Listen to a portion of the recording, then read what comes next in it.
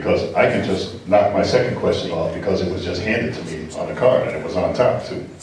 Movements, and if the person who asked this question feels comfortable identifying his or herself, please do so. We weren't taking the cards to create anonymity unless a person was a little shy about asking a question. Movements are best led by those who are the most affected. Is that possible? How are you to do that with this issue? Is there an author who would like to be attributed to that question? Okay, yeah. All right, okay. Sorry.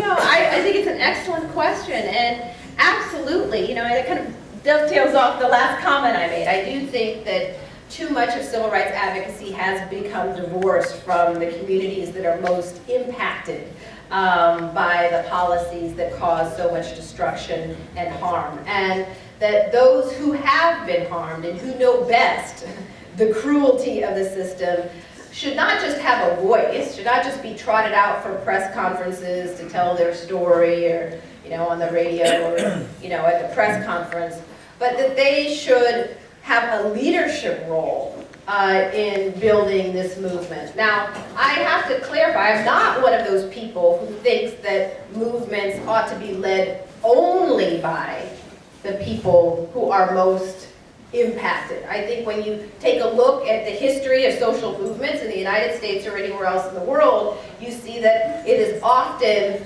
people who are most impacted coming together with allies who may have relative privilege to affect large-scale change. I don't know how many people here happen to watch the Freedom Riders PBS special that aired not that long ago. I thought it was outstanding in terms of showing the various movement dynamics at play. But of course, it wasn't just people of color who were engaged in those forms of courageous advocacy, and it wasn't just people from the South.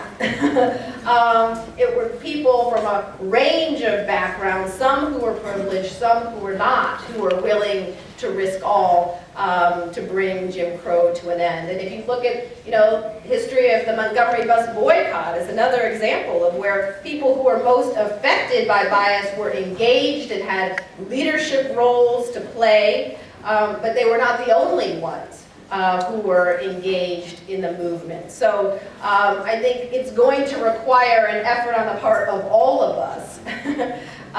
But effort has to be made, much more effort than has been made to date, to create space for and support for the leadership of those who have been most directly harmed.